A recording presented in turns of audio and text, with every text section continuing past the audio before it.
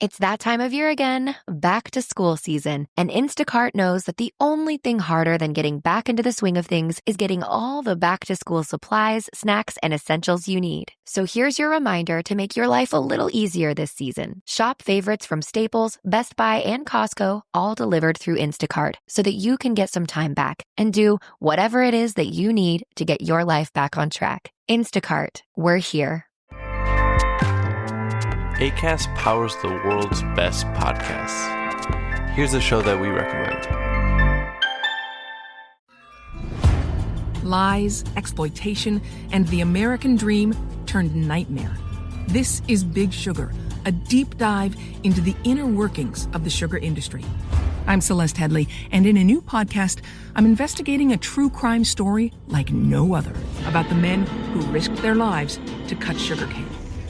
In Big Sugar from iHeartMedia, Imagine Audio, and the teams at Weekday Fun and Novel, I'll unravel a decades-long fight to get justice. If they were right, then these workers were owed tens of millions of dollars in extra wages. Listen to Big Sugar wherever you get your podcasts. Acast helps creators launch, grow, and monetize their podcasts everywhere. Acast.com.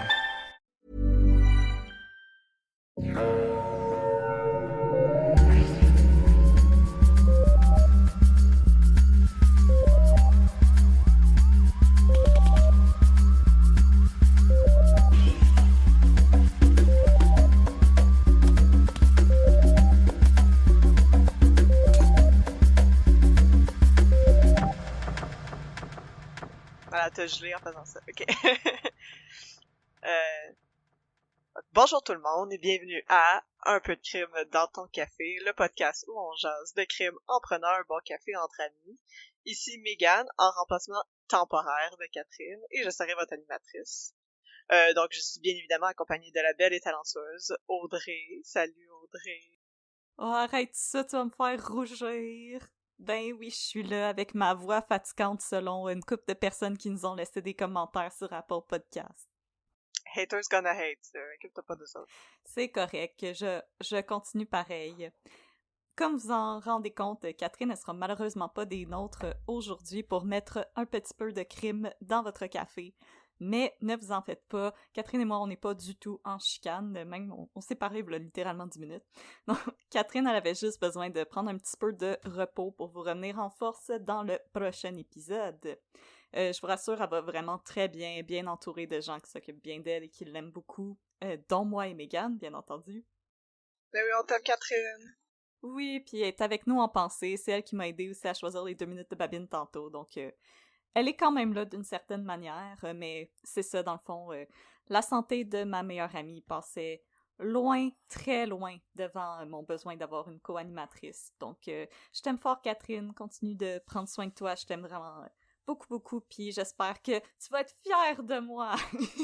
Ben oui, c'est sûr! Et de Mégane! Mais c'est pas la fin du monde, j'ai le plaisir d'être avec toi aujourd'hui, Mégane. Puis inquiétez-vous pas, là, j'essaie pas de remplacer Catherine. Je suis pas la nouvelle co-animatrice, c'est juste temporaire. Catherine est irremplaçable, elle est unique. Ouais, définitivement. Avant qu'on commence, on va présenter un café, c'est ça le concept, là. Ouais, c'est le concept.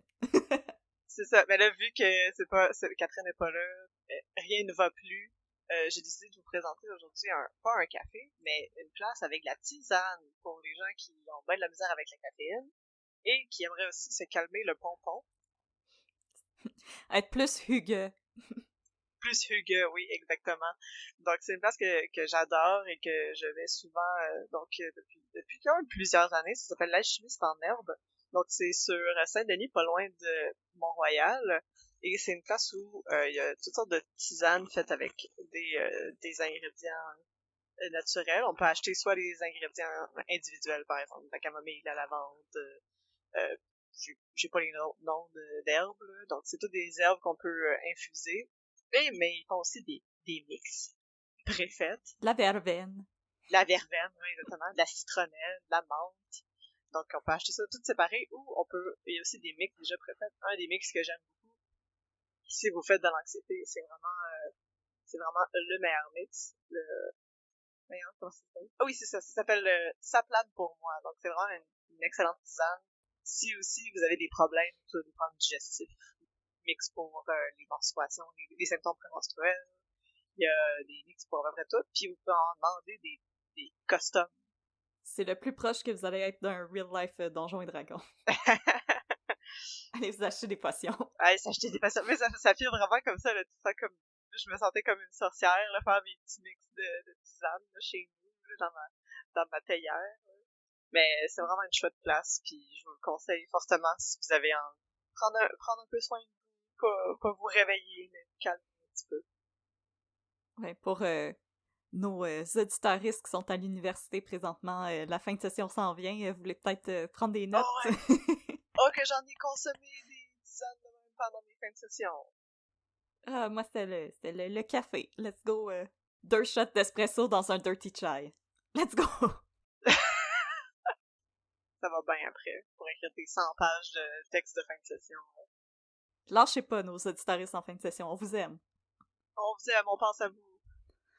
Alors, sans plus tarder, on va passer au sujet principal de l'épisode d'aujourd'hui. Donc, je te laisse la parole, Audrey. Fait que je vais vous parler du scandale à Occupation Double. Non, c'est une phrase. On vous le promet, un peu de crime dans ton café, le seul endroit où on n'entendra pas parler. Ok, moi j'écoute pas ça au OD, puis j'aimerais ça savoir qu'est-ce qui se passe. Je sais pas, mais j'étais très invested dans le drama, là, dans les commentaires Facebook, à savoir si on avait le droit de traiter les influenceurs et les influenceuses de Twitch. J'étais très invested dans ce débat philosophique. Mais non, on parlera pas de ça. Eh non.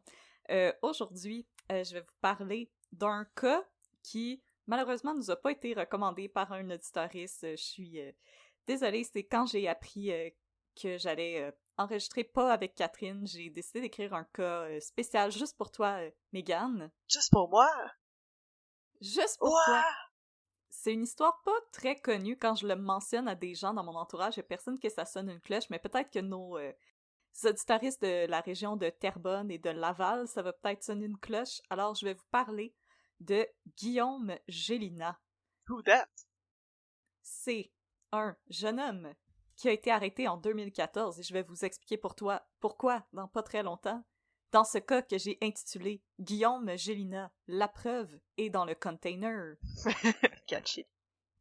Alors, ma source, j'en ai une seule aujourd'hui, ça s'appelle Le crime parfait par Claudia Berthiaume, un tout petit livre qui est paru en 2019 aux éditions du Journal de Montréal. Dans le fond, c'était en cherchant sur la BNQ numérique dans la section des livres sur le crime et le policier que j'ai trouvé ce petit livre et je me suis dit, ah voilà, un petit cas rapide et le fun à raconter. Alors, c'est disponible sur la BNQ numérique si jamais ça vous intéresse de faire vos propres recherches par la suite. Comme d'habitude, je vous fais mes petits trigger warnings. On n'est vraiment pas dans le territoire des cas absolument terribles que j'ai faits, comme les monstres Pont-Jacques-Cartier ou Jocelyn Hutt. On n'est pas non plus en territoire de Sinard et Norbourg, où est-ce qu'on peut se permettre de se bidonner un peu plus. Mais quand même, je sais que vous êtes beaucoup à les apprécier, ces trigger warnings-là, donc les voici. On va discuter un peu de santé mentale, des vétérans des forces armées et du PTSD, et féminicide. Donc, c'est des sujets qui sont un peu sensibles pour vous. Voilà, je tenais à tout de suite vous en aviser avant de rentrer dans mon récit. Mais comme je vous dis, ça va pas être un cas... on n'est pas dans les... on n'est pas dans les cas corsés aujourd'hui. Les cas corsés, on est dans les cas veloutés. C'est tellement pas le bon nom. Alors, Mégane, si tu es prête, je vais mettre un crime velouté dans ton café. Nice. Alright. On a petite tisane. Alors, nous sommes le jeudi 13 février 2014, on s'en rappelle. J'ai aucune idée de où est-ce que j'étais puis de ce que je faisais, mais je sais que j'avais les cheveux verts. C'est un jour spécial pour Guillaume Gélina, étudiant à l'Institut de protection contre les incendies pour devenir pompier. Guillaume profite de quelques minutes qui lui restent avant l'inspection du matin pour envoyer un petit texto. « Bonne fête, papa! » Petit bonhomme sourire. « Passe une bonne journée! » Merci encore pour tout ce que tu fais pour moi. Je t'appelle ce midi. Profite en bien. Petit bonhomme qui fait une grimace. Ah, quel bon fils. Malgré l'entrain qu'il démontre dans son texto, ses amis trouvent qu'il a de l'air pas mal fatigué. Il a le teint un peu blême, puis il tient un grand café Tim Hortons à la main. Pour nos auditoristes de la France, sachez, et de la francophonie, sachez que le café Tim Hortons est plus gros que ma tête. Yes, non, tout est super size ici, en Amérique du Nord. Mais Guillaume y rassure ses amis. Il est fatigué parce que la veille, il est allé chez son ami Marc-André Aymon à Montréal, et les deux jeunes hommes ont fait des shooters de rhum en jouant à Mario Kart au Nintendo 64. Nice! Ça sonne comme une bonne soirée, pareil. Les cours de pompiers sont très exigeants, alors les amis de Guillaume y trouvent ça un petit peu étrange qu'il ait pris une brosse un mercredi. Un soir d'école. S'ils trouvent ça étrange, ils sont cependant pas surpris puisque ça faisait plusieurs jours que Guillaume leur disait qu'il avait envie de boire de l'alcool et qu'il tentait de les inviter à se joindre à lui, invitation qu'ils avaient tous déclinée. Ça sonne comme le genre d'invitation que tu fais à tes amis de 14 ans au secondaire. On va aller boire de l'alcool. Hey, j'ai volé la bouteille d'amaretto à ma mère, on s'en va-tu boire en dessous des balançoires au parc de la cité? J'ai trouvé du margarita mix dans le frigo à mon père. Selon le récit de Guillaume, il avait fini par s'endormir sur le sofa de son ami et il s'était réveillé aux alentours de 4h45.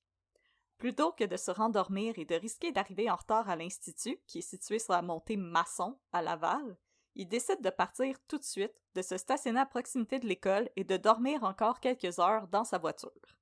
Il n'a cependant pas réussi à se rendormir et s'est contenté d'écouter la radio en attendant que l'établissement ouvre ses portes.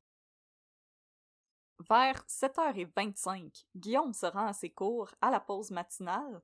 Il y a un collègue de Guillaume qui va consulter son fil d'actualité Facebook sur son téléphone et il y a une nouvelle qui retient tout de suite son attention. Un double meurtre dans une résidence de Terrebonne. Sachant que Guillaume est originaire de Terrebonne, son collègue lui montre la nouvelle. Puisque l'article est accompagné d'une photo d'une maison qui est située sur le boulevard Pierre-le-Gardeur, il demande à Guillaume s'il reconnaît l'endroit.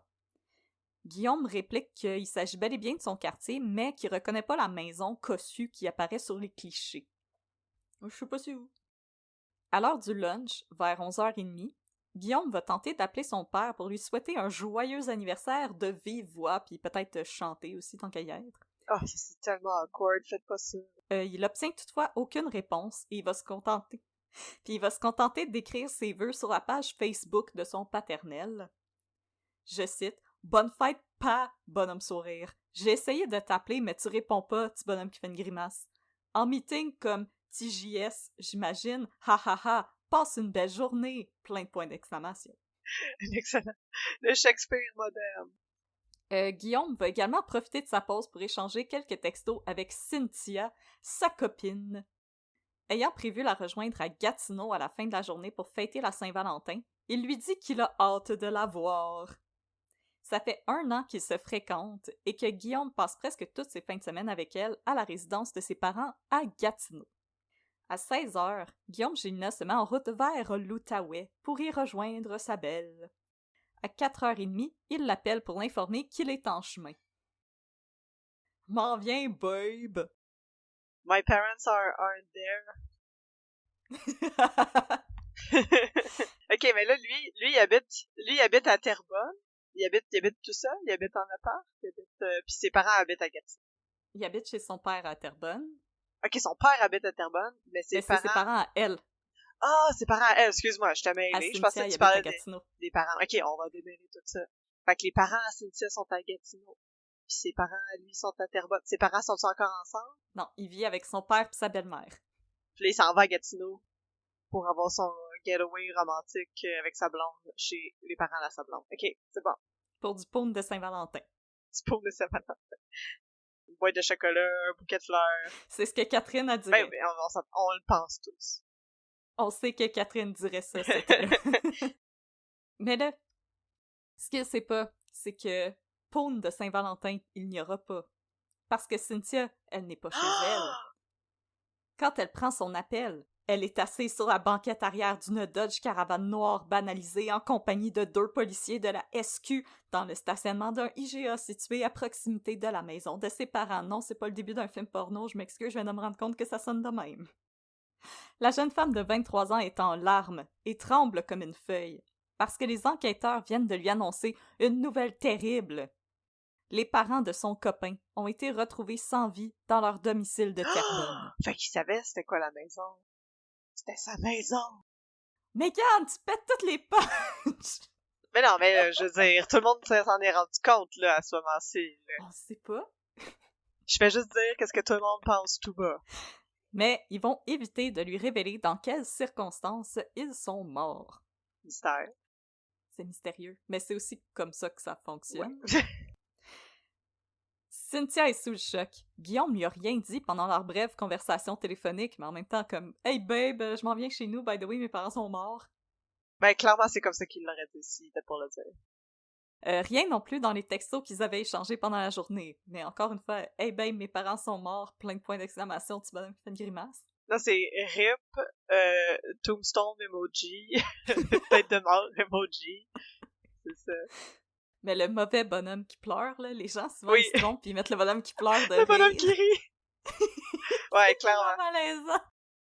Il est 6h moins quart quand Guillaume arrive chez ses beaux-parents à Gatineau. C'est cependant les agents Vézina et Le Monde qui vont l'accueillir plutôt que sa blonde. Guillaume est confus, mais les enquêteurs le rassurent. Il n'est pas en état d'arrestation. Yet. Ils souhaitent tout simplement discuter avec lui. Comme le fait Cynthia avant lui, Guillaume va prendre place dans la Dodge Caravane banalisée. Non, c'est pas le début d'un film porno. Pour discuter avec Vézina et Le Monde. Et c'est là qu'il va apprendre le décès de son père, Luc Gélina, et de la nouvelle conjointe de celui-ci, Julie Lemieux. Guillaume ne semble pas comprendre ce que les enquêteurs lui disent. Il accepte toutefois de les suivre au poste de la SQ où d'autres policiers vont pouvoir lui donner plus d'informations. Guillaume, il prend le tout avec beaucoup de calme. Pas de cris, pas de larmes. Il va juste poser une question aux policiers. Quand? C'est ça. Quando? Les enquêteurs préfèrent cependant ne pas répondre à ces questions avant d'être arrivés au poste. Entre-temps, ils vont questionner Guillaume Gélina. Ils vont apprendre qu'il est un vétéran des Forces armées canadiennes, et quand les policiers vont lui demander s'il a des armes sur lui ou dans son véhicule, il va répondre que oui, il a des armes dans la valise de son véhicule pour lesquelles il possède un permis qu'il va présenter aux policiers. Donc il a le droit d'avoir ces armes-là, mais elles sont pas bien entreposées, donc les policiers vont les saisir. Ouais, non, t'es pas supposé laisser ça juste dans ton coffre d'auto, là. Non, c'est supposé être entreposé dans un coffre avec les munitions à part. Vous êtes beaucoup à nous avoir écrit pour l'épisode du Juge de Lille pour confirmer qu'on se promène pas avec un pistolet juste pour le fun. Merci! Non, on n'est pas au Texas, ici. Dieu merci! 2 autres enquêteurs de la SQ, Mathieu Bouchard et Éric Gagné, vont venir rejoindre le trio pour prendre la relève. C'est eux qui vont informer Guillaume Gélina que son père et sa belle-mère ont été victimes d'un double meurtre. Gélina demeure toujours de glace face aux révélations des policiers. Considéré comme un témoin important dans l'affaire, Gélina va accepter d'accompagner les policiers jusqu'à leur quartier général pour y faire une déposition. Puis là, détail un petit peu weird, il va dire aux policiers « Je sais ce que j'ai à faire parce que j'ai déjà été poignardé quand j'avais 14 ans, je suis habitué. » Ok, il est habitué de se faire interroger par des policiers. De se faire poignarder, c'est... Ok, he knows the drill, là, c'est... Mais les policiers sont surpris parce que, comme je vous dis, ils ont rien révélé en tant que tel de détails sur la mort de Luc Gélina et de Julie Lemieux. Mais Luc Gélina et Julie Lemieux, ils ont été assassinés avec un couteau. Alors, les policiers vont se demander, est-ce que Guillaume a juste dit ça parce que c'est la première chose qui est venue à l'esprit? Ou est-ce qu'il sait un petit peu plus de choses que ce qu'on pense? Parce qu'à date, j'ai 2 théories. Parce que là, je suis absolument pour les auditoristes. Je sais aucunement comment ça finit. Fait que moi, je suis comme en train de vivre ça live avec vous autres. Mais mes 2 théories à date, c'est soit qu'il y a rapport avec ça, ou soit qu'il est juste pas vite. Parce qu'il a l'air un peu confus, là. T'sais, il voit la photo de la maison et il est comme, non, je sais pas c'est où. C'est la photo de la maison à son père. T'habites là, man? Peut-être que toutes les maisons à Terrebonne se ressemblent, je sais pas, je viens pas de Terrebonne, mais... Comme dans le sketch de François Pérusse, t'ouvres combien de portes chez vous pour trouver les toilettes? C'est ça. Fait que c'est mes théories à date. Alors, faites vos paris. Maintenant, on va faire un rewind! Le matin du 13 février, à 9h51, Éric Gignac compose le 911 parce que son collègue, Luc Gélina, 54 ans, ne s'est pas présenté au siège social de la SAQ où il travaille à titre de vice-président immobilier. Attends, il est vice-président immobilier de la SAQ, ça fait quoi ça dans la vie? J'imagine que c'est toi qui achètes les nouveaux buildings pour établir les franchises de la Ah! SAQ? Ça a du sens. Moi aussi, quand j'ai vu cette job, je comprenais pas trop, donc s'il y a des gens qui font cette job-là dans la vie, gênez-vous pas pour nous écrire. Ce jour-là, il devait participer à une importante réunion de cadres de la société. Sa conjointe, Julie Lemieux, 35 ans, directrice des comptes en alimentation, est également absente de son poste. Inquiet et n'obtenant aucune réponse quand il tente de téléphoner le couple, Gignac se rend directement à leur résidence où personne ne va répondre quand il va cogner à la porte. C'est là qu'il va décider d'appeler la police. Quand les policiers arrivent sur les lieux, ils constatent que les véhicules de Gélina et Lemieux sont stationnés dans le garage. Donc, ils devraient être là. La porte d'entrée est verrouillée, celle du garage aussi. Finalement, c'est par une porte de service sur le côté du garage que les policiers vont parvenir à entrer dans la maison. Il va leur suffire de faire quelques pas à l'intérieur pour trouver des éclaboussures de sang sur le mur du corridor d'entrée. Wow. En haut de l'escalier, les policiers découvrent le corps d'un homme, vêtu uniquement d'un caleçon bleu. Il a la gorge tranchée et une lacération au flanc droit. Plus loin, au rez-de-chaussée, ils vont découvrir le corps d'une jeune femme, vêtue uniquement d'une robe de chambre bleue et qui a aussi la gorge tranchée. Sur place, les policiers ne vont pas trouver l'arme du crime, mais une trace de chaussure ensanglantée va écarter l'hypothèse d'un meurtre suivi d'un suicide parce que les deux victimes sont pieds nus. L'hypothèse du vol est également écartée parce que les portefeuilles des victimes n'ont pas été pris, même chose pour les objets de valeur et les électroniques. Seule la porte de l'armoire située sous l'évier de la cuisine est ouverte. Un sac à ordures blanc muni d'une attache orange se trouve sur le sol, abandonné. Puisque les policiers de Terrebonne ne peuvent pas enquêter sur un homicide sauf s'il y a une arrestation imminente, le dossier va être transféré à la Sûreté du Québec. Quand les enquêteurs arrivent sur les lieux aux alentours de midi, l'hélicoptère TVA survole déjà les lieux, signifiant aux policiers qu'ils doivent se dépêcher d'entrer en contact avec les familles des victimes. C'est ça, ils vont l'apprendre par les nouvelles, là, ça continue de même. L'hélicoptère TVA, calmez-vous le pompon, là. L'hélicoptère TVA, là, what the fuck? Quand mon école secondaire a passé au feu, l'hélicoptère TVA est arrivé avant les pompiers. Ben voyons donc. Ben c'est sûr qu'un hélicoptère, t'es pas pogné dans le trafic, là, mais... Je suis comme, c'est même pas discret que vous êtes plugué ces lignes d'urgence, là. Donc, c'est d'abord la fille aînée de Luc, Alexandra Gélina, qui va apprendre la triste nouvelle. Questionnée par les policiers, elle va les informer que son frère Guillaume est un ex-militaire qui est retourné vivre chez son père pendant qu'il faisait ses cours à l'IPIC pour devenir pompier. Pendant l'année scolaire, Luc Gélina se charge des dépenses de son fils et les deux auraient eu de nombreux conflits à ce sujet. Oh, l'argent, c'est pas bon, ça.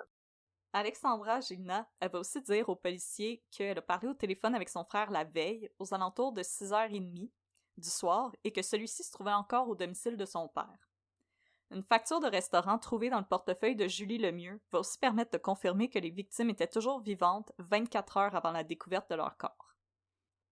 Maintenant, 10 heures plus tard, on est toujours le 13 février, Guillaume Gélina va donner sa déposition aux enquêteurs de la SQ. Celui-ci va maintenir son histoire selon laquelle il a passé la soirée de la veille chez son ami Marc-André Aymon à Montréal. Il a d'ailleurs les messages textes pour le prouver. Mégane et moi, on va faire du beau théâtre d'été, là. Moi, je vais jouer Guillaume, mais Mégane va jouer Marc-André. Attention. Moi, je suis Marc-André, ok. Yes, sir. À soir, t'es-tu libre? J'ai ça relax demain. Yep. Ouais. Good. So, je viens chez vous à quelle heure? J'ai 2,26 onces de rhum. 2,26 onces, ok. Je finis l'école vers 19h, je te texte quand je vais être proche de finir. Ok. Je surenchère avec une bouteille de 151 et un 12 onces de 94%. Moi, je te fais une face surprise. Oh! Le bonhomme 2 points ouais. haut emoji. Ouais. Fait que Marc-André répond, j'ai quand même de l'école demain, fait que point de suspension. Mais pas de trouble, je vais t'accompagner aussi longtemps que je peux. Je viens de me rendre compte que mon cours est de 19h à 22h. Choke le cours où on se voit à 10. Je peux pas te choquer, c'est le dernier cours avant l'examen. Ben, je pop chez vous à 10 et quart. Fuck that, je reste pas chez nous, ça suce. Right. Ça fait trop longtemps que je me pogne le beigne. Ha ha ha. And scene. Scene. Robert Lepage est comme brillant, brillant. Je me sens comme Jésus de Montréal. Je tiens à dire, là, textez-moi pas pour faire quelque chose après 10 heures, ok? Après 10 heures, je j'ai suis fait mon couché. skincare pis je t'en pidge, ok? Fuck off. T'as besoin d'avoir une maudite bonne excuse. Si ça va pas, t'as besoin de parler, ça me fait plaisir, mais comme... Pas un party, boire du rhum, Surtout 94%, là, on a plus l'âge pour ça. Les shots de rhum, man! Sourpuss! Schnaps au pêche! Oh! Goldschlager! Oh non! Juste à y penser, j'ai la nausée. À Montréal, Marc-André Aymon corrobore le récit de Guillaume. Celui-ci est arrivé à l'heure prévue, ils ont regardé la télé, joué à des jeux vidéo, discuté et bu de l'alcool. Selon Aymon, il aurait bu environ 3 bières et quelques shooters de rhum, et Guillaume aurait bu sensiblement la même chose. C'est un party de gars. C'est un party, c'est un bon party de gars. Everybody coming at my house tonight. Yes. Théo, Méo et puis Bobby. Faut aller au dépanneur acheter des chips pis de liqueur. Marc-André Aymon, back on track, va informer les policiers qu'il se souvient que Guillaume était vêtu d'un pantalon de jogging gris, d'un t-shirt bleu marin et de chaussettes noires. C'est pas un fashion icon. Non, c'est très générique comme ensemble.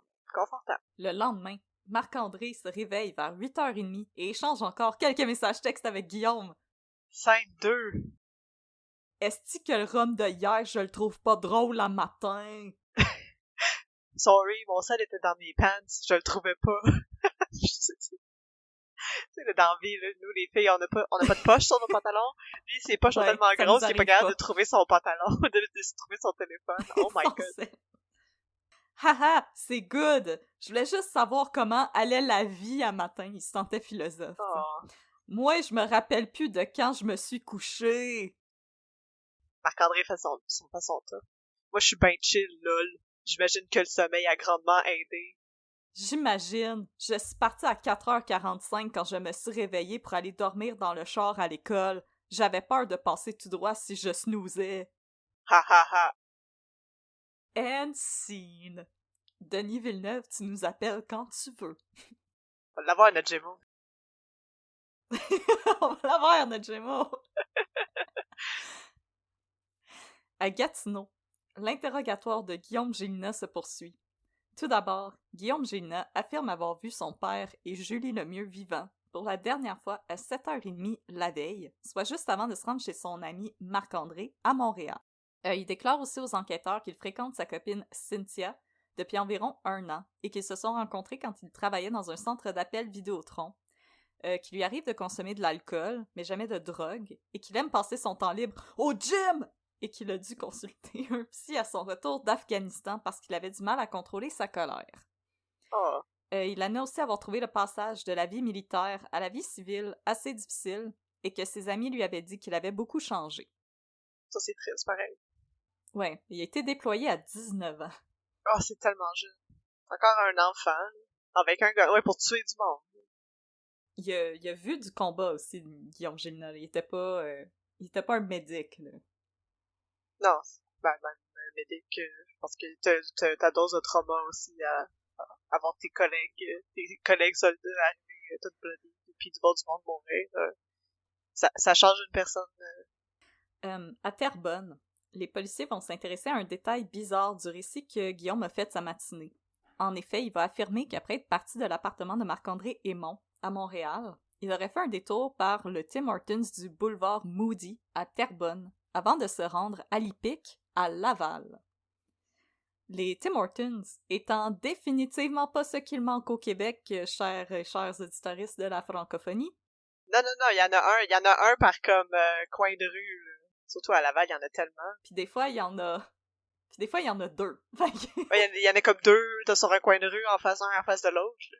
T'en as dans les stations-service, t'en as... Mais celui-là de Terrebonne, c'est lui qui fait le meilleur café. Ben, c'est ça que je me dis, c'est peut-être lui qui a le meilleur café, tu sais. Ça vaut le détour. Les gens de Terrebonne, est-ce que votre Tim Hortons, c'est le meilleur? Ouais, puis là, ils vont te répondre lequel. Puis là, moi, le boulevard Moody, puis là, vous allez me répondre. C'est pas plus précis, mademoiselle. Dépêché sur les lieux de ce qui est potentiellement le meilleur Tim Hortons de tout le Québec, les policiers de la SQ visionnent les images captées par les caméras de surveillance de l'établissement.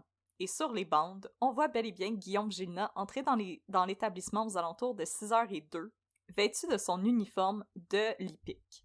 Un autre détail apparaît suspect aux policiers. Si Guillaume a quitté l'appartement de Marc-André Aymon à 4h45, pourquoi a-t-il pris 1h15 pour effectuer un trajet qui devrait prendre 35 minutes tout au plus? Surtout à ce temps-là, il n'y a pas de trafic.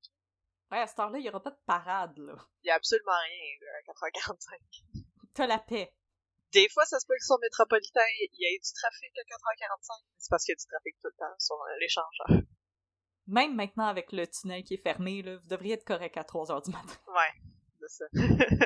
Devriez se poser. Mais ouais, c'est encore drôle. Autre détail intéressant, le Tim Hortons en question, c'est celui qui se situe le plus près de la demeure du père de Guillaume, à Terrebonne. Est-ce que le jeune homme aurait fait un détour par chez lui avant d'aller se prendre un café et de se rendre à l'école? Mystère. Probablement. On présume.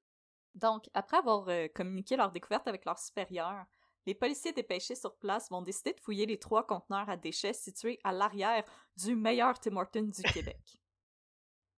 Il est 23h50 quand le sergent détective Portelance va découvrir, entre les sacs poubelles noirs du Tim Hortons, des sacs poubelles blancs munis d'une attache orange. Comme ça qu'il y avait dans la maison.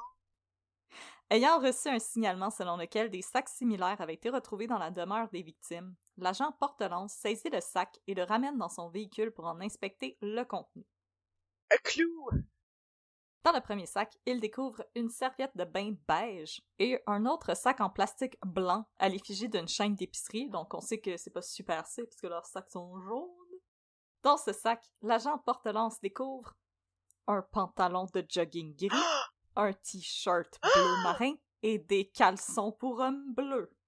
Tous ces articles sont tachés de sang. C'est probablement pas lui parce qu'on n'a pas mentionné qu'il y avait des caleçons bleus. Ouais, Marc-André, t'as pas fait ta job comme il faut. On sait pas quelle couleur ils sont tes bobettes. C'est ça, on sait la couleur de ses bas, mais pas la couleur de ses bobettes. C'est-tu un vrai party de gars si vous finissez pas en bobettes les uns en avant des autres? Exactement. Je tiens à dire qu'une fois, mon chum était parti à un party de gars, puis je l'ai texté pour lui demander comment tu passais une belle soirée, puis il m'a répondu en m'envoyant une photo de lui avec un melon d'eau sur la tête. C'est ça que c'est un bon party. Ben, je me suis dit, c'est ça qu'on veut dire par boys will be boys. Oh. C'est du harmless fun. Ouais, c'est juste avoir un melon d'eau sur la tête. Ils ont juste vidé un melon d'eau, puis ils se le mettaient sur la tête, puis ils prenaient des poses de ninja. Au total, 4 sacs poubelles blancs seront récupérés dans les containers situés à l'arrière du Tim Hortons. Le meilleur. 4! À l'intérieur des sacs, les techniciens en scène de crime retrouveront une paire de bottes de motoneige noires de pointure 9, dont les semelles présentaient un motif semblable à celui retrouvé sur la scène du crime, et elles sont recouvertes de sang. Le même sac. Ok, mais là, ouais. J'en train de me dire, là, mes 2 théories sont vraies. C'est lui, pis il est Twit aussi. Si t'es pas domper tous tes sacs de vidange en arrière du Tim Hortons, va pas t'acheter un café dans le même Tim Hortons après. Megan, donne pas des idées aux gens. Juste comme... Je sais pas, il me semble que c'est du gros bon sens. Ben, honnêtement, je lisais le livre, puis je me disais, pourquoi ça s'intitule Le crime parfait, là? C'est genre... C'est vraiment botché, ce job-là. Sorry, là, mais... C'est ça, puis en plus, il se force même pas pour... Il fallait qu'il aille ailleurs, il se force même pas pour aller dans un autre Tim Hortons, il est comme au Tim Hortons le plus proche où est-ce que son père habite. Continue. Le même sac contient aussi une serviette de bain bleue sur laquelle on distingue 2 traces de pas ensanglantées. Es-tu brodé avec les initiales à son père, tant qu'à faire? Oh, come on. Un masque N95 était prêt pour la pandémie. Il était d'avance. Une paire de gants noirs de marque Tinselite que sur l'étiquette son nom est écrit, non, c'est une farce. Et une cagoule blanche similaire à celle qu'utilisent les pompiers avant de mettre leur casque. Tous ces objets sont recouverts de sang. Oh my god. Dans un autre sac, on retrouve un imperméable jaune dont l'avant est entièrement recouvert de sang. Ok, ce bout-là, vous l'avez compris. Ouais, c'est... Et dans un dernier sac, on retrouve la carte maîtresse d'un système d'alarme. Carte maîtresse d'un système? C'est quoi ça? C'est comme... C'est comme le circuit board qui est en arrière. Ok. Ah ouais, c'est ça. Ça a l'air d'être un circuit board. De plus en plus, les soupçons des policiers à l'égard de Guillaume Gélinas se confirment. Il habitait chez son père, donc il pouvait entrer sans qu'il y ait de signe d'effraction, et il pouvait verrouiller la porte derrière lui au moment de quitter le domicile parce que, il y a les clés. Il a comme oublié le code du système d'alarme, fait qu'il a juste arraché le circuit board. Et Guillaume Gélinas s'est bel et bien rendu dans ce Tim Hortons précis, et les vêtements ensanglantés retrouvés dans les sacs similaires à ceux trouvés chez Luc Gélinas correspondent à la description que Marc-André Aymon avait faite de l'habillement de son ami aux policiers. Enfin, à Gatineau, après avoir fouillé le véhicule de Guillaume Gélinas, des taches de sang sont retrouvées sur le volant du véhicule. Il s'est même pas lavé. On ne sait pas cependant à qui appartenait ce sang, on a juste détecté du sang. À 3h38, le 14 février 2014, joyeuse Saint-Valentin tous et toutes, dans les bureaux de la Sûreté du Québec de l'Outaouais, Guillaume Gélinas est placé en état d'arrestation. De témoin important dans le double homicide de Luc Gélinas et de Julie Lemieux, il est maintenant le principal suspect. C'est aussi encore un témoin important, parce qu'il était probablement aux premières loges. Ouais, il était là quand c'est arrivé, mettons. Un nouvel interrogatoire s'entame. Selon Guillaume, même si l'armée lui offrait des ressources pour s'adapter à son retour à la vie civile, il aurait profité de ses 2 mois de congé payés pour faire le party avec ses amis sans trop se soucier de ses dépenses. Une fois les 2 mois passés, même s'il faisait toujours partie de la réserve des forces armées, Guillaume ne se faisait plus offrir beaucoup d'heures de travail, et c'est là qu'il aurait pris la décision de changer de métier. Souhaitant devenir un paramédic pour l'armée, il a accepté une diminution de grade, donc de caporal-chef, il est devenu caporal, et il demande une mutation pour suivre une formation à Borden, en Ontario. Son transfert va cependant être reporté à plusieurs reprises, et Guillaume va s'occuper en faisant divers petits emplois où il ne se sent pas particulièrement valorisé, et les dettes commencent à s'accumuler. Ça, dans beaucoup de cas, surtout aux États-Unis, qui ont à voir avec des gens qui ont été dans l'armée, c'est souvent ce qui revient que quand ils reviennent à la vie civile, on dirait qu'ils ont comme... C'est la difficulté de trouver un purpose. Parce que non seulement tu reviens à la vie civile, mais t'as comme pas de qualification pour un job différent que, mettons, de la vente aux détails, ce qui est comme la job la plus aliénante que tu peux pas avoir dans toute ta vie. Fait que comme t'essaies de faire la transition, t'as vu l'horreur, puis tu te fais engueuler parce que comme la couleur du chandail est pas la bonne, ou genre le café il goûte pas bon. Il y a pas de soutien, puis il y a pas de soutien monétaire non plus tant que ça. Entre autres, Guillaume va travailler dans un centre d'appel Vidéotron, comme on l'a déjà mentionné, qui doit être la chose la plus aliénante qu'il n'y a pas sur Terre. Ah oui, définitivement, travailler dans un centre d'appel. J'ai un ami qui a travaillé dans un centre d'appel, puis la plupart des appels, c'était s'ostiner avec des gens qui disent que leur télé marche pas, mais elle est pas branchée dans le monde. C'est ce genre de choses-là. Alors, même s'il aime pas sa job, c'est là qu'il va faire la rencontre de la belle Cynthia. Ah. Il a trouvé l'amour, mais pas de purpose in life. Finalement, Guillaume va décider d'entamer une formation de pompier à l'Institut de prévention des incendies du Québec. En raison de l'horaire exigeant des cours, il a du mal à se trouver un emploi à temps partiel pour couvrir ses dépenses. Même s'il acceptait d'aider financièrement Guillaume pendant sa formation de pompier, Luc Gélinas tenait à ce que son fils travaille au moins 10 heures par semaine. Guillaume n'est pas enchanté par l'idée parce qu'il a du mal à trouver l'équilibre entre ses heures de cours, ses heures d'entraînement physique, et il refuse de travailler la fin de semaine parce qu'il veut se rendre à Gatineau pour passer du temps avec Cynthia. Quand les policiers vont lui demander de raconter sa soirée du 12 février une nouvelle fois, Guillaume va répéter qu'il est rentré chez lui après ses cours aux alentours de 17 heures. Quand son père revient du travail, les 2 hommes vont discuter de leur journée et des Jeux olympiques de Sochi, qui avaient débuté la semaine précédente. T'as-tu vu les toilettes, là? Les lits en carton, là! Ils ont tellement des cool toilettes. Au terme de leur conversation, Guillaume aurait demandé à son père 50$ pour mettre de l'essence dans sa voiture. Faut qu'il s'en à l'école. Et à Gatineau, c'est pas la porte à côté. Ah ouais, non, hein, ça coûte cher ta tank à gaz. Yes. Guillaume aurait téléphoné ensuite à Cynthia et le couple aurait discuté environ 1h30. Vers 22h15, Guillaume quitte le domicile de son père pour se rendre à l'appartement de Marc-André Aymon à Montréal. Avec lui, il emporte 2 bouteilles de rhum que Cynthia lui a ramenées de Cuba, son ordinateur, sa console de jeu, son uniforme pour le lendemain, et des vêtements pour la fin de semaine parce qu'il prévoyait se rendre directement à Gatineau après ses cours parce qu'il n'avait pas de cours le vendredi. Guillaume Gélinas va arriver chez Marc-André Aymon vers 22h45 pour jouer à des jeux vidéo et boire. Il confie au policier avoir été pas mal chaud et ne pas se rappeler à quelle heure il s'est finalement endormi. Par contre, il se souvient de s'être réveillé vers 4h45 parce qu'il avait envie d'aller aux toilettes.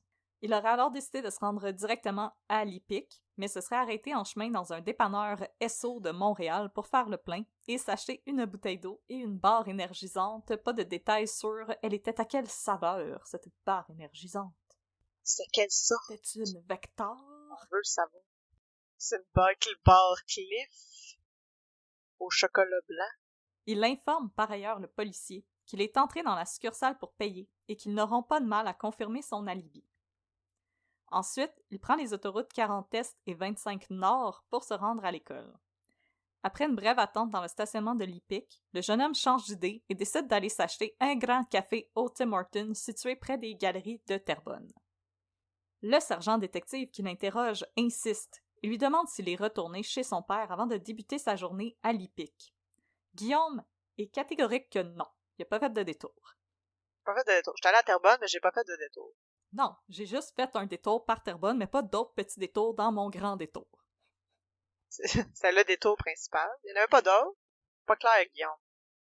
Puis on va questionner Guillaume sur des petits détails.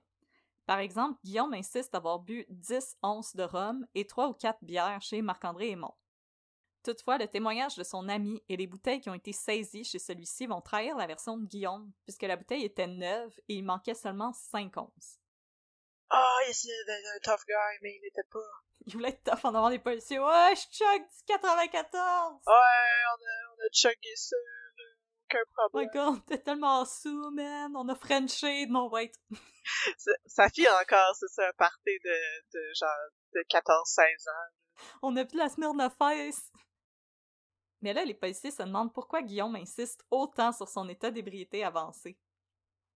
Gélinas va aussi mentir sur les vêtements qu'il portait en se rendant chez son ami. Celui-ci affirme qu'il était vêtu d'un jean troué et d'un gilet, bravo Audrey, Un Gillette. et d'un gilet avec un col en V. Ce qui ne corrobore pas le témoignage de Marc-André. Mesdames, je vous en prie, retenez vos ardeurs. Ah ouais, non, c'est tout un Un look. pompier avec un t-shirt avec un col en V, là. Des distress jeans, puis un V-neck. Wow! C'est bien, c'est du diesel. Sûrement, on est en 2014. Du diesel, du Jab, du Guess, let's go. Ah ouais, exactement. C'est comme ça que je l'imagine dans Sans ma le tête. axe. Il sent le axe puis le lendemain de veille. Puis après, il s'en allait chez sa blonde, il a même pas pris de douche. Pauvre Non, petit juste du type. axe plus de axe, let's go. Plus de Au sujet de sa réaction face à l'annonce de la mort violente de son père et de sa belle-mère, ou de sa pas de réaction en fait, Guillaume va expliquer aux policiers que son passé militaire fait de lui une personne plutôt stoïque, qui exprime peu ses émotions. Ok, non. Ça fait du sens. Si t'as vu des gens mourir au combat, c'est normal là, que tu sois un peu noble. T'as pas le choix, c'est un mécanisme de défense. Mais là, les enquêteurs vont changer de tactique et vont commencer à exposer à Guillaume les preuves qu'ils ont contre lui pour le pousser contre les câbles. Le sergent détective Gagné, pas Bruno, va dire « Toi et moi, on le sait ce qu'il y avait dans les containers du Tim Hortons. C'était pas juste des Timbits passés date. Il y avait-tu des sweatpants? Des bobettes bleues? » Il va aussi insister sur la relation que le jeune homme entretenait avec son père, qui avait été plutôt absent pendant son enfance. Pour tenter de provoquer Guillaume, il va insister qu'il est convaincu qu'il sait ce qui s'est passé, qu'il sait que Guillaume a perdu les pédales parce que son père tentait de contrôler la moindre de ses dépenses. Il lui dit aussi qu'il est sûr que Julie Lemieux n'avait rien à voir là-dedans, qu'il s'agissait d'un accident de parcours, elle était au mauvais endroit au mauvais moment, mais rien ne fait broncher Guillaume qui s'obstine à garder le silence comme son avocate le lui a recommandé. Pendant que l'interrogatoire se poursuit, l'agent Marc Hyperciel de la SQ va aller questionner Cynthia, la copine de Guillaume. Puisqu'après tout, si celle-ci savait quoi que ce soit au sujet des intentions de son copain, elle pourrait être accusée de complicité et d'entrave à une enquête policière. La jeune femme est dévastée, mais va quand même parvenir à répondre aux questions de l'enquêteur. Non, Guillaume ne lui a jamais rien dit au sujet de la fin tragique de son père et de sa belle-mère. Elle va aussi accepter de montrer les textos qu'elle avait échangés avec Guillaume au cours des derniers jours pour prouver que non, il en a jamais parlé. Elle va aussi révéler un détail assez surprenant à l'enquêteur. Au cours de l'été, là, ça va être le petit moment romantique de l'épisode. Tout est sans sépia. La petite musique romantique des petits oiseaux. Guillaume et elle s'étaient rendus dans une boutique Build-A-Bear. Oh, pas un Build-A-Bear. Oui, mon point est faible. Pour y faire un ourson qu'elle avait nommé Balou. En rapportant l'ourson chez elle, Guillaume lui aurait dit qu'un jour, Balou aurait un cadeau pour elle. C'est un peu creepy. Je veux pas que mon ourson en plus devienne sentient, puis il y a un cadeau pour moi. Attends, donne-moi 2 secondes. Ok. Après sa première rencontre avec les policiers dans le stationnement du IGA la veille, Cynthia va décider d'ouvrir l'ourson pour voir ce qu'il s'y cachait. Une demande en mariage. Oh. Ok, c'est quand même cute. Je suis comme une personne très romantique dans la vie, fait que je suis comme oh mon petit tannant. Ok, c'est quand même vraiment cute. C'est un peu triste. Alors, parce qu'ils devaient se voir à la Saint-Valentin, Cynthia croit que Guillaume prévoyait faire sa grande demande. Mais ça faisait juste 1 an qu'ils se voyaient, il me semble que c'est un peu vite, mais en tout cas... Ben quoi que, après une couple de mois, il a décidé de mettre une demande en mariage dans un ourson en plus, il était certain. Moi, j'ai écouté Love is Blind, ok, là, j'y crois. J'y crois à l'amour! C'est ça, s'ils sont capables de se marier après 30 jours, eux autres sont capables de se marier 1 an, après c'est une correct. couple de mois, là. 1 an, c'est correct. C'est déjà mieux que Love is Blind. Alors, l'agent Hyperciel va comprendre que Cynthia est sans doute la seule personne qui pourrait parvenir à convaincre Guillaume de parler. L'enquêteur va donc lui proposer d'enregistrer une vidéo sur son cellulaire qui pourrait montrer à Guillaume, et Cynthia va accepter. De retour au quartier général de la SQ, l'enquêteur Hyperciel va prendre la relève de ses collègues. Plus posé, il va expliquer à Guillaume qu'il a rencontré Cynthia, qu'il sait pour la demande en mariage, et pour la première fois depuis le début de l'interrogatoire, Guillaume semble ébranlé.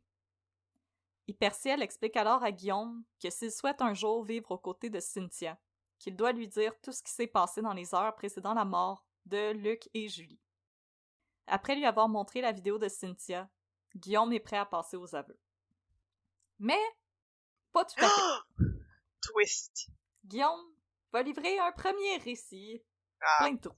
Dans son premier témoignage, il avoue qu'il est retourné chez lui après sa soirée passée chez Marc-André Aymon parce qu'il avait oublié son uniforme de l'Hippique. À sa surprise, son père était déjà réveillé. Guillaume en aurait alors profité pour lui demander 50$ pour mettre de l'essence dans sa voiture pour aller à Gatineau. Une dispute aurait alors éclaté entre les 2 hommes. Luc Gélina accusait Guillaume de ne pas l'aimer et de se servir de lui comme d'un guichet automatique. La dispute dégénère et Guillaume se rend dans la cuisine pour saisir un couteau. Il insiste qu'il voulait seulement menacer son père avec le couteau, qu'il voulait pas s'en servir. Guillaume est un peu confus et ne se souvient plus trop de la suite des événements. Il pense que les cris des hommes auraient réveillé Julie Lemieux qui aurait tenté de s'interposer. Il aurait alors frappé Julie et son père se serait mis entre eux. À un certain point, Luc serait tombé au sol et par la suite, Guillaume n'avait plus le contrôle de ses moyens et aurait frappé le couple avec le couteau jusqu'à ce qu'il cesse de bouger. Il y a des détails qui clochent, par exemple, dans le témoignage de Guillaume, quand Hyperciel va tenter de pousser plus loin, et Guillaume n'arrête pas de se contredire. L'agent va lui répéter que s'il souhaite revoir Cynthia, il doit être honnête avec lui. Guillaume décide de recommencer. Il était une fois.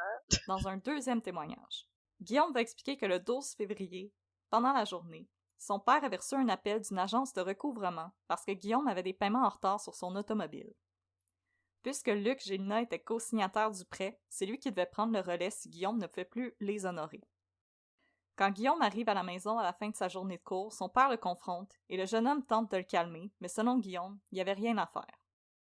Fâché et humilié, Guillaume décide de se rendre chez un ami pour boire et fuir son père.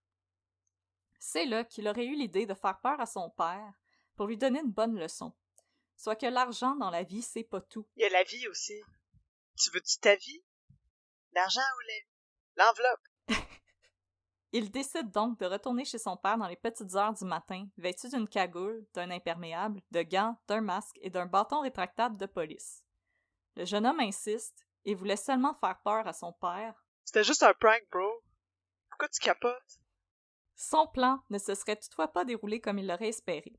Quand il pénètre dans la chambre où son père dort avec sa nouvelle conjointe, Luc Gélina se réveille en sursaut et se jette sur lui. Au cours de l'altercation, Luc aurait reconnu son fils, qui, pris au dépourvu, l'aurait frappé au visage pour tenter de s'échapper. Mais au lieu de s'enfuir, Guillaume se serait rendu dans la cuisine, où il aurait saisi un couteau avec lequel il tranche la gorge de son père, avant de faire connaître le même sort à Julie Lemieux, qui a sans doute été réveillée par l'altercation et aurait tenté de séparer les deux hommes. L'enquêteur hyperciel demande à Guillaume s'il a fait part de son plan à Marc-André ou Cynthia. Celui-ci répond que non, il n'a impliqué personne dans l'affaire. Guillaume justifie sa colère et son ressentiment envers son père parce que celui-ci ne voulait pas comprendre qu'il souhaitait passer ses fins de semaine avec la femme de sa vie plutôt que de travailler. Il avait peur que Cynthia ne le laisse s'il ne lui consacrait pas assez de temps. Puis là, je vais faire une scène toute seule. Attention, monologue. Attention. J'espère que le jury des Gémeaux est prêt. To be or not to be. Je voulais y faire pas payer, mais je voulais y faire quelque chose qui fasse en sorte que Chris, il sauve les yeux, puis qu'il y a des choses plus importantes dans la vie que l'argent, puis que la famille, puis que ma blonde, c'est important pour moi, puis qu'au pire, je remettrais plus tard l'argent. Tu sais, je me disais, qu'est-ce qui pourrait y faire ouvrir les yeux au fait que l'argent, c'est pas si important? Ben, je me suis dit, ben Chris, si un voleur vient dans sa maison en pleine nuit, puis qu'il se rend compte que, dans le fond, comme c'est sa sécurité, la sécurité de tout le monde au lieu de ses biens. And si. Man, Marcel Dubé peut aller se rhabiller, là. Hey, fuck off, Michel Tremblay. Yes. Fuck away, fuck away. Non, mais ça ferait une bonne... Je pense que ça ferait une bonne adaptation au théâtre, par exemple. J'irais voir ça. Ouais. Ouais, mais je donnerais ça à Simon Boulris, par exemple. Oui, exactement, mais j'aimerais savoir le monologue de Chris, il y a quelque chose de plus que l'argent dans la vie, je voulais y ouvrir les yeux. Je veux que Pierre-Luc Funk il me joue ça, là. Ou celui qui joue Jacob dans Stat, que j'oublie tout le temps son nom. Tu sais, on a déjà un casting. J'ai déjà le casting dans ma tête, là, c'est malade. Puis Fugueuse, elle va pouvoir jouer Cynthia, là, ça va être malade. Définitivement, Fugueuse, c'est Cynthia. Hyperciel cherche cependant à savoir si un autre motif n'aurait pas pu être la cause du double homicide. Il va demander à Guillaume s'il avait considéré, l'héritage qu'il recevrait si son père venait à mourir. Un héritage qui aurait permis à Guillaume et Cynthia de vivre une petite vie tranquille et confortable. On n'oubliera pas que Luc Gélina avait une bonne job. Ouais, c'est ça, une assurance vie. Mais Guillaume affirme que non, il n'a jamais pensé à ça. Mais Hyperciel n'est toujours pas convaincu que le geste n'était pas prémédité. Après tout, le costume était déjà dans la voiture de Guillaume lorsqu'il quitte pour passer la soirée chez son ami. En plus, Guillaume y insiste sur le fait qu'il est en état d'ébriété alors qu'il l'était pas du tout. Donc on dirait qu'il essaie de se fabriquer un alibi. Ouais, ou au moins des situations atténuantes. Ouais, ou de plaider la non-responsabilité. Ouais, c'est ça, j'étais sous sur ma faute. Et même s'il dit avoir pris le premier couteau à lui être tombé sous la main, il s'agit du plus gros couteau du bloc qui est situé sur le comptoir de la cuisine. Ouais, il a pas pris un petit canif. En plus, Guillaume, les fameuses bottes, c'était les bottes de son père qu'il a mis pour rentrer dans le domicile parce qu'il portait pas la même pointure. Ok. Guillaume portait du 11, son père portait du 9. C'est ça, c'est pas comme si tu mettais ça juste pour le fun. Ouais. T'as les pieds serrés dans du 9 quand tu portes ça. Donc les policiers voient là une manière de maquiller la scène de crime. Mais Guillaume insiste, c'est une blague qui a dégénéré, mais Hyperciel n'est toujours pas convaincu. C'est une blague qui a dégénéré, pourquoi pas avoir appelé le 911 après le premier coup? Pourquoi il a pas pris le pouls de ses victimes? Et pourquoi il a tué Julie? Puis aussi, Luc Gélina a reçu 8 coups de couteau, Julie en a reçu 32. Oh my god! 32? Puis autre détail qui a beaucoup choqué les policiers, après avoir froidement assassiné son père et sa belle-mère, Guillaume a pris le fameux 50$ du portefeuille de son père pour aller mettre de l'essence dans sa voiture. Par la suite, Guillaume s'est dépêché de camoufler ses traces. il étend une serviette bleue dans le garage et se déshabille au-dessus, donc la fameuse serviette avec les 2 traces de bottes. Il va prendre une douche, enfiler son uniforme, déposer les vêtements et son arme dans des sacs à ordures trouvés sous l'évier, les place dans sa voiture et va quitter précipitamment. Il va prendre l'autoroute 40, s'arrêter dans une station-service et se rendre à l'Hippique à Laval. Angoissé par les preuves incriminantes qui sont toujours dans sa voiture, il décide de se rendre dans un Tim Hortons pour se débarrasser des sacs à ordures et va s'acheter un café pour se donner un alibi. Il va toutefois décider de se débarrasser plus tard du sac qui contient l'arme du crime et va se contenter de se débarrasser des sacs qui contiennent les vêtements et les serviettes. Il se rend à l'école, passe sa journée à faire comme si de rien n'était. Il va même aller jusqu'à écrire un message sur la page Facebook de son père pour lui souhaiter un joyeux anniversaire. Finalement, Guillaume va décrire aux policiers que l'arme du crime se trouve dans un container, situé dans un petit centre d'achat de Saint-Eustache, au bord de l'autoroute 640. Une fois la déposition terminée, Guillaume avoue aux policiers qu'il se sent soulagé, que le secret était lourd à porter et qu'il aurait sans doute fini par se suicider. Après avoir passé 1 heure en compagnie de sa mère et de sa copine, Guillaume Gélina va être amené à la prison de Saint-Jérôme, dans les Laurentides, en attente de sa comparution au palais de justice de Joliette, qui aura lieu le lundi suivant, le 17 février. En attendant que le procès ait lieu, plusieurs connaissances de Guillaume vont se manifester dans les médias, entre autres Cynthia, sa copine, qui va accorder une entrevue à J.E., où elle explique être toujours prise au dépourvu par rapport à la situation, et que s'il y a 2 Guillaume, elle n'en a connu qu'un seul. Un autre ami de Guillaume, Gabriel, va soutenir que même si son ami avait changé après son retour d'Afghanistan, qu'il n'était pas un monstre. Une autre connaissance de Guillaume va cependant préférer s'adresser aux policiers parce qu'il croit avoir des informations qui pourraient les intéresser. Olivier, un collègue de Guillaume à l'Hippique, se souvient encore que quand un de leurs collègues de classe a interpellé Guillaume au sujet du double homicide à Terrebonne, que Guillaume a nié reconnaître la maison qui était présentée sur les clichés du site de TVA Nouvelles. Plus tard, quand Olivier a appris l'identité des victimes, il a tout de suite eu des soupçons envers son camarade de classe. Ben oui, c'est sûr. D'autres étudiants vont se faire des révélations étonnantes aux policiers.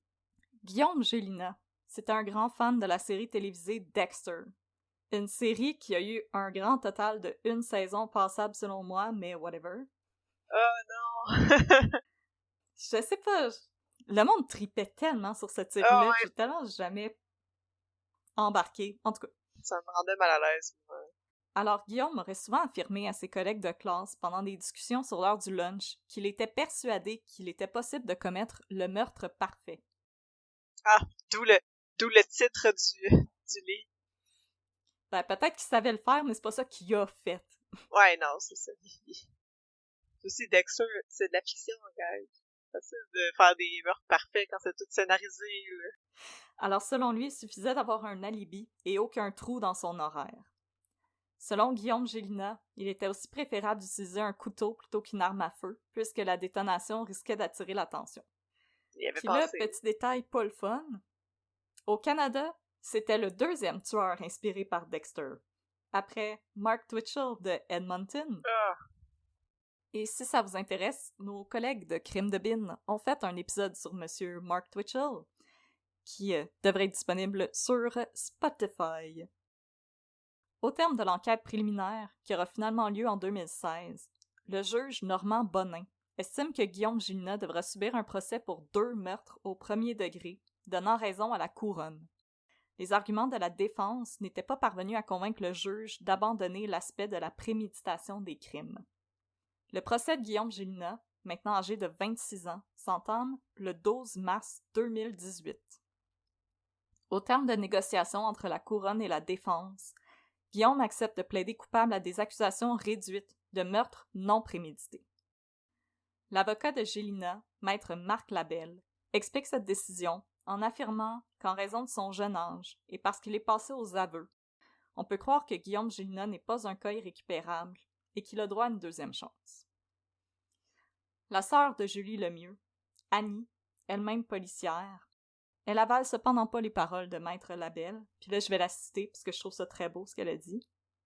« C'est choquant de voir cela, et j'en viens à penser que le système de justice tel qu'il est en ce moment laisse beaucoup trop de liberté aux accusés et peu aux victimes. Victimes qui sont décédées, victimes collatérales comme nous, les familles, qui doivent continuer de vivre avec ce drame.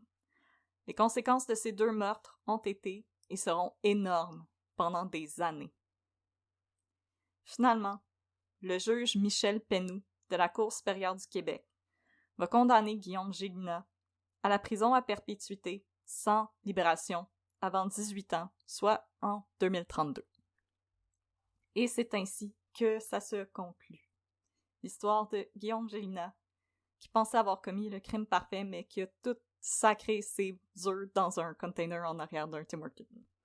T'as de l'air découragé, Megan. En arrière du Tim Hortons le plus proche de chez son père. Mais c'est comme... C'est tweet pis triste en même temps.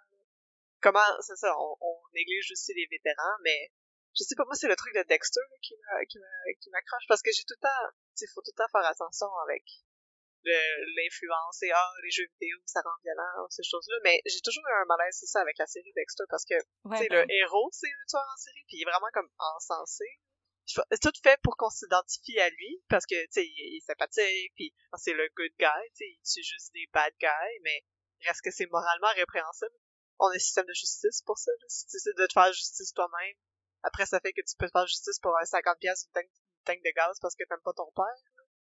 Tu sais, moi aussi, là, l'idée comme non, mais c'est un tueur avec un code moral, mais moi j'aime mieux citer Brooklyn Nine-Nine, Cold Motive, Still Murder.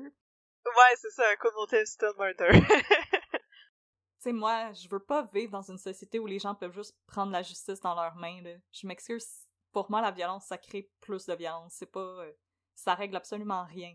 C'est ça, j'avais des moments aussi, tu décrivais les scènes, puis ça me faisait penser, c'est ça, à American Psycho, un peu aussi, l'espèce de détermination dans qu'est-ce que t'es en train de faire, avec ta scène de crime. Je sais pas, il y a vraiment de la préméditation là-dedans. Si t'as fait ça par accident... C'est beaucoup de layers. Mais moi, c'est vraiment le détail qu'il a mis les bottes de son père. Ça m'a... Ah. Quand au début, les policiers étaient comme... Moi, j'ai l'impression que c'est prémédité. J'étais comme, on peut jaser, mais quand ça a été mentionné comme... Non, il a mis les bottes de son père pour rentrer en dedans, je suis comme... Ouais, c'est ça. T'as pensé à ton affaire, là. T'as réfléchi à c'était quoi tes intentions, puis ton exécution. Ben, merci beaucoup pour ton récit. C'était vraiment fascinant. Un petit peu de tout. Comme tu disais, c'est ni très gruesome, ni très comique. J'irais pas jusqu'à dire que c'est velouté, mais c'est très intéressant. Non. Mais oublie pas de voter pour Megan et moi, là, aux Gémeaux, là. Ouais, c'est ça, là, on a tout donné. La performance d'une vie. Ha ha ha, comme dirait Marc-André. C'est vrai que les 2 échanges finissaient par des ha ha ha, point. Que la personne a clairement une face fucking stoïque en avant de son téléphone. Donc, bon, on va conclure. Donc, si vous souhaitez écrire à Catherine et Audrey pour discuter, suggérer un cas, suggérer un café, vous pouvez le faire à unpeudcrime@gmail.com. Sinon, pour les suivre, les suivre sur les réseaux sociaux. Donc, vous pouvez le faire sur Facebook au @unpeudcrime et sur Instagram @unpeudcrime dans ton café. Ils n'ont pas TikTok parce que on est vieille, puis on n'a pas Twitter parce que on a mieux garder notre $8 par mois pour se payer des pumpkin spice. Ok, oui, Elon Musk. Donc ouais, c'est ça. N'importe quoi est un meilleur investissement qu'un checkmark sur Twitter. Là. Mais surtout que maintenant c'est rendu le chaos. Là. Je sais pas quand l'épisode va sortir, ça va être sûrement encore pire. Là, mais là, ouais, c'est on enregistre le 5 novembre, à peine une semaine après que... Un garbage fire. Donc, et si vous voulez encourager les filles de Un peu de crime, vous pouvez le faire en vous abonnant à leur Patreon. Mais Audrey, dis-moi, comment ça marche, un Patreon? Et oui, c'est cette nouvelle patente que nous avons, le Patreon, où vous pouvez maintenant nous encourager selon vos moyens. Tout nous aide, tout est apprécié. Alors, sur Patreon, vous pouvez choisir un niveau. Je vais dire le plus de mots en français possible, donc vous pouvez choisir votre niveau d'abonnement. Alors, voici les niveaux. Alors, pour 3$, vous pouvez prendre le petit espresso qui vous donne un shout-out en ondes. Le shout-out, en passant, pour les gens qui sont déjà abonnés, ça va venir quand Catherine va être là pour qu'on puisse vous remercier de vive voix toutes les deux, inquiétez-vous pas. Ensuite, pour 5$, vous avez le bon vieux café filtre. Pardon, vous avez droit à un shout-out en ondes et vous avez accès à notre magnifique Discord où est-ce qu'on jase de crimes, de café et bien entendu de District 31. Yes! Pour 10$, vous pouvez avoir le fancy flat white. qui vous donne le shout-out en ondes, l'accès au Discord, un accès aux épisodes un jour à l'avance et un accès au contenu bonus qui paraît une fois par saison, donc 4 fois par année. Inquiétez-vous pas, le contenu d'automne va arriver. Alors pour 15$, vous avez droit au succulent cold brew avec sa crème sucrée. Ok, moi j'ai une plainte pour les... Il me semble que les prix, ça marche pas, là. Mais c'est pas grave. Cold brew, ça coûte moins cher qu'un flat white, tu sais. Pas grave, continue. Non, ça c'est le cold brew avec la mousse, sucrée, le fancy cold brew, ok, avec la pompe de saveur. Ouais. Ok, je m'excuse, désolée. Vous avez droit au shout-out en ondes, accès au Discord, accès aux épisodes un jour à l'avance, accès au contenu bonus 4 fois par année, un paquet de 3 autocollants qui s'en vient lui aussi, je suis en train de le designer. Désolée, je me suis rendu compte que la majorité d'entre vous aviez déjà nos autocollants, donc je suis en train d'en faire des nouveaux. Et vous allez avoir 10% de rabais sur la boutique Threadless. Oh my god, c'est 10% de rabais pour avoir votre t-shirt Calvaire que le monde est violent. Et le t-shirt I Heart Henry Morgan Thaler qui s'en vient, je vous le promets. Si vous ne voulez pas vous abonner à Patreon, c'est très correct. Et sachez aussi, je veux juste te dire, pour Patreon, c'est vraiment par mois.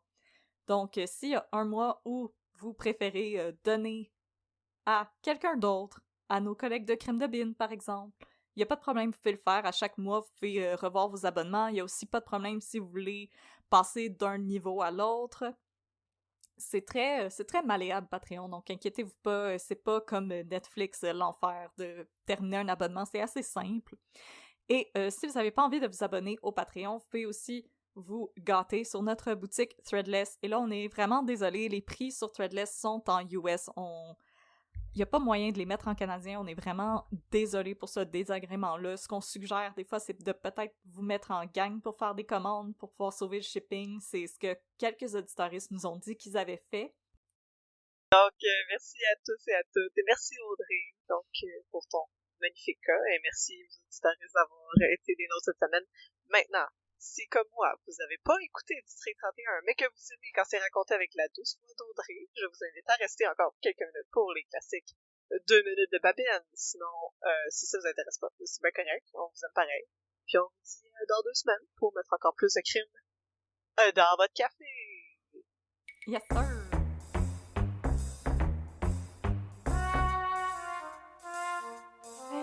Mon chum, ça te dérange-tu si je m'assois avec toi pour manger ma sandwich au jambon? Ben non, y'a pas de problème, mon chum. Mon partner est pas rentré à matin. Qu'est-ce qui se passe? Es-tu correct? Ben oui, il est correct. Il m'a dit qu'il avait juste besoin de se reposer, puis c'est super correct, je comprends ça. Puis c'est aussi les ressources humaines qui m'ont dit que j'avais plus le droit de m'approcher de Poupou là, depuis que je me suis fait pogner à sniffer ses chemises. Que c'est ça. Ça limite mes options. Alright, assis-toi avec moi, mon chum. Tiens, je vais te donner un café. Fraîchement coulé. Fraîchement sorti de la cafetière. Hey, tant qu'à être là, tu veux-tu que je te raconte quelque chose qui est arrivé récemment? Ah ouais, donc, mon chum. C'est l'histoire de Florence Guindon, notre collègue sergente détective là-bas, là, avec l'air bête. Avertissement aux chums et partners qui nous écoutent dans la kitchenette, il va y avoir des mentions de violence conjugale. Ah. Mais je vais rendre ça le moins dark possible. On envoie des verses et des pommeurs ici à la station. Ouais, ça va pas bien à Montréal, ça va pas bien. Fait que, c'est l'histoire de notre collègue Florence Guindon avec son air bête là-bas, qui s'est arrêté dans une station-service pour gazer, c'est-à-dire mettre de l'essence dans son auto, et non pour lâcher une flatulence. Je fais des jokes de pète parce que ça va être dark dans vraiment pas long. Peut-être les deux. Peut-être les deux, on sait pas, tu sais. Joindre l'utile à l'agréable. Alors, elle sort de sa voiture, et elle aperçoit dans une voiture, proche d'elle, une petite fille qui tient une pancarte sur laquelle il est écrit 911. Alors, tout de suite, 911? Elle entre en action, elle appelle au poste, elle demande du backup, puis elle dit « Let's go, il y a un enfant en danger. » Puis là, Gabrielle, la magnifique Geneviève Brouillette, lui répond comme « T'es sûr que tu sautes pas au plafond pour rien? » Puis Florence de lui répondre « Tu veux-tu qu'on se rende pour rien ou qu'on retrouve un enfant noyé dans le fleuve Saint-Laurent? » Puis Gabrielle est comme « C'est un excellent argument, madame, je t'envoie du monde. » C'est quoi, t'es un policier, puis t'es comme « Non, mais je suis pas sûre qu'il y a une urgence ici, on pense qu'on va laisser faire. » Tu sais, les enfants, des fois, là, D'un coup, Ah, que ils c'est font un des- prank qui a dégénéré comme à Terrebonne, tu sais. Son papier, c'est écrit 9-1, il y a un soleil dans le coin avec des coups de Ouais. soleil. 9-1, j'ai vraiment trop de fun, ça n'a pas d'allure. Alors, on arrête la voiture un peu plus loin et l'homme qui est au volant dit « Non, non, non, c'est ma fille, elle a trop d'imagination, elle regarde trop la télé, on essaie de dire d'arrêter, mais elle veut pas arrêter. Mais Florence, elle sent qu'il y a quelque chose qui se passe pas, tu sais, elle a l'instinct d'une mère. » Ouais. Puis le monsieur est un petit peu bête aussi avec les policiers pour quelqu'un qui a rien à se reprocher. Fait qu'elle dit comme « Ok, on va aller jaser de ça au poste. » Puis là, le monsieur est encore plus bête. Fait qu'elle est comme je sens que j'ai raison, moi, là. C'est ça. Alors, on se rend au poste.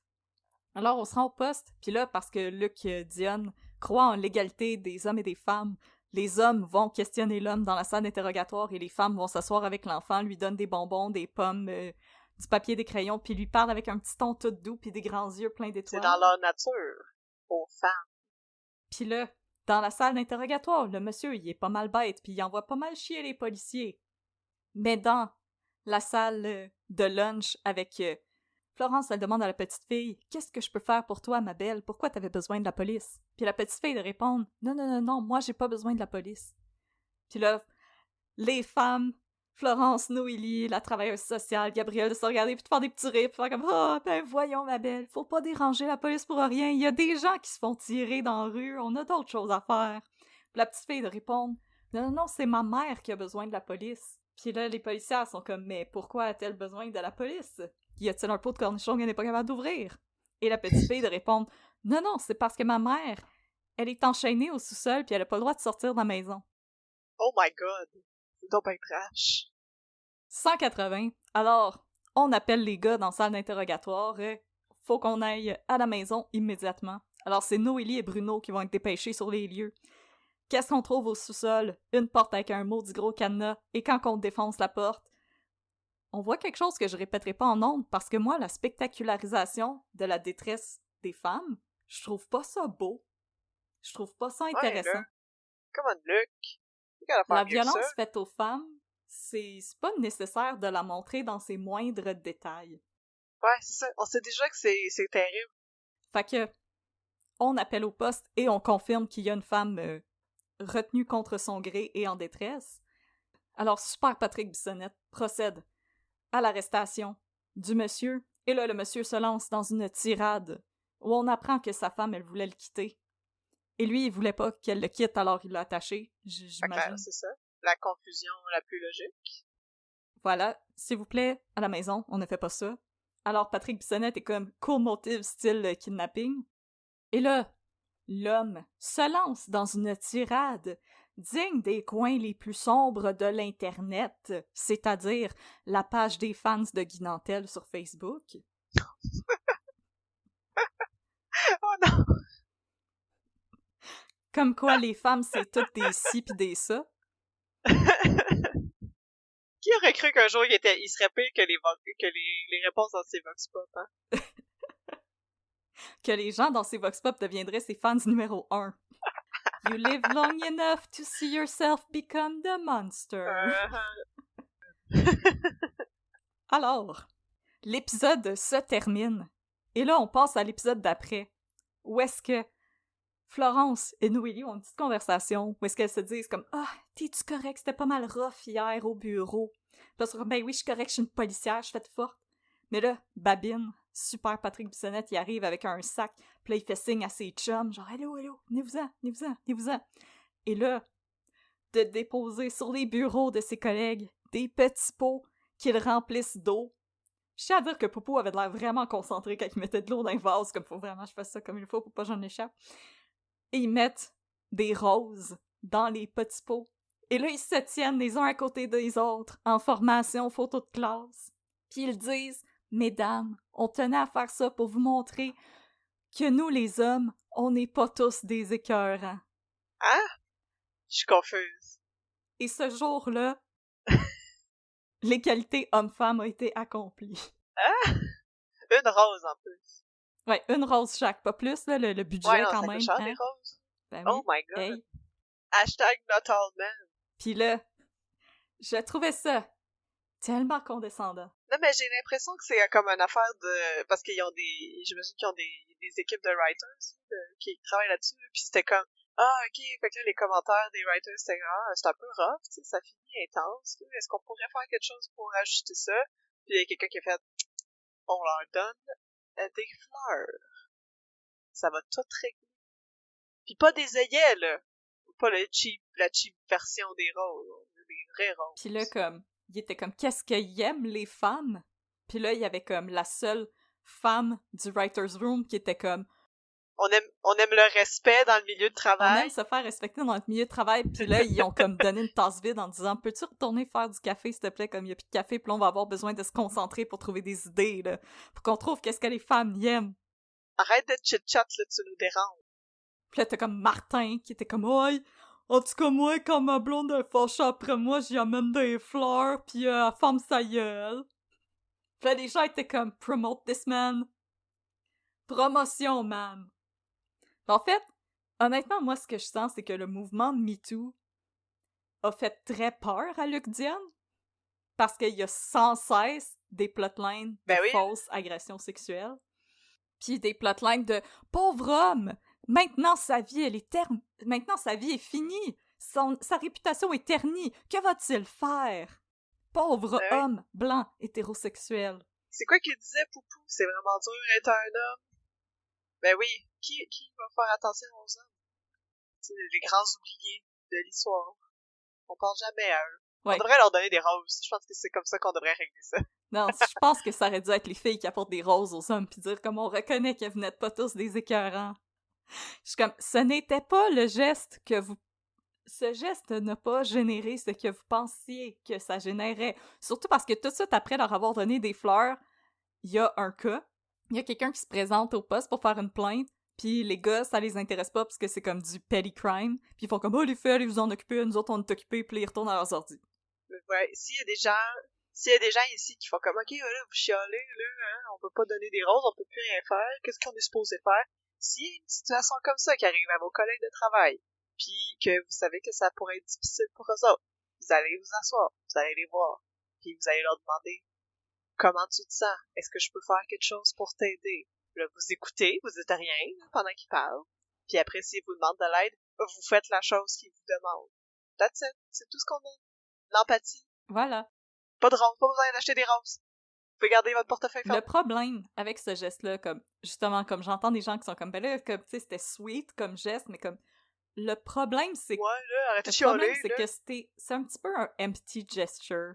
Parce que, oui, ils ont voulu faire quelque chose de cute, mais après, ça suit pas. Parce que en plus, dans l'épisode après, ils arrêtent pas de dire aux filles, bon, mais là, maintenant, il va falloir que vous alliez remplir tel formulaire, nanana, mais comme, oui, Noélie est nouvellement sergente détective, mais Florence, ça fait aussi longtemps que, possiblement, Patrick et Poupou. Comme, on s'entend, c'est une femme jamais le même niveau dans de respect. la mi-quarantaine, ça fait longtemps qu'elle est sergente détective, puis là, quand les filles sont comme, oui, on le sait, merci, bye, les gars sont comme, oh, ils s'améliorent, ils s'en viennent bonnes. Comme, le problème avec le geste, c'est que les actions ne suivent pas par la suite. C'est ça le problème. Exactement. Ok, oui, c'est cute d'offrir une fleur à votre collègue, mais faut que vos actions soient conséquentes. Voilà, c'est le PSC, prenez soin de vos collègues féminins au travail de la bonne manière. Puis demandez-leur comment ça va. Faites pas comme Poupou en mettant vos bras, vos poings sur vos hanches, puis dire « Hey, l'ambiance est pas mal tendue. J'aime pas ça. Il va falloir que je parle de mes émotions. » Oh! On vous aime pareil, les gars. Là, je tiens à dire, la joke au début des 2 minutes de babine de sniffage de chemise, c'était pour les gens qui regardent Indéfendable. Shout-out à vous. Parce que là, quelques semaines, Anne-Elisabeth Bossé, elle s'est fait pogner à sniffer les chemises. Le personnage d'Anne-Elisabeth Bossé s'est fait pogner à sniffer les chemises. Ouais. Personnage de Sébastien Delorme, mais pas Anne-Elisabeth Bossé. Anne-Elisabeth Bossé, en passant, je veux être ta meilleure amie. S'il te plaît, appelle-moi. J'ai jamais pas de temps pour toi, Anne-Elisabeth Bossé. On va la hâte sur Instagram. Alright, ben c'est une bonne histoire, mon chum. C'est complètement terrible, puis j'ai haï toutes les secondes de ma vie en t'écoutant parler, mais je suis contente que tu sois assis à ma table manger ta sandwich. Mais attends, mon chum, si je te donne une rose, est-ce que ça va atténuer? Wow, tous mes soucis ont disparu. Merci. Merci, mon chum. Je vais chérir cette rose-là toute ma vie. De rien, partner, ça m'a fait plaisir. Bon, 10-4, faut qu'on retourne travailler. Ah ouais, c'est ça. Là, il faut qu'on aille remplir de la paperasse, là. Il faut qu'on aille calmer Bruno, parce qu'il est pas habitué de voir des filles en pantalon. En quelle année on est?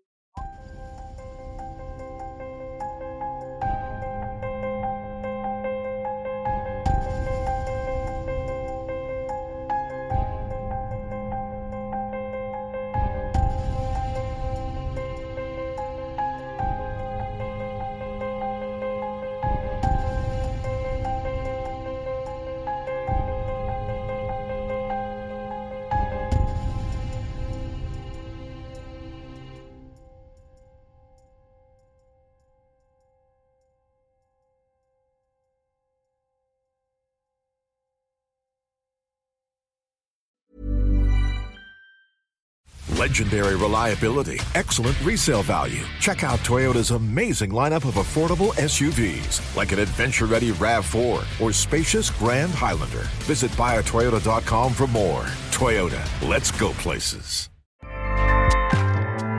Acast powers the world's best podcasts. Here's a show that we recommend. Lies, exploitation, and the American dream turned nightmare. This is Big Sugar, a deep dive into the inner workings of the sugar industry. I'm Celeste Headley, and in a new podcast, I'm investigating a true crime story like no other about the men who risked their lives to cut sugarcane. In Big Sugar from iHeartMedia, Imagine Audio, and the teams at Weekday Fun and Novel, I'll unravel a decades-long fight to get justice. If they were right, then these workers were owed tens of millions of dollars in extra wages. Listen to Big Sugar wherever you get your podcasts.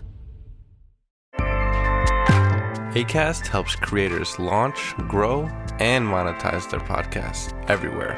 Acast.com.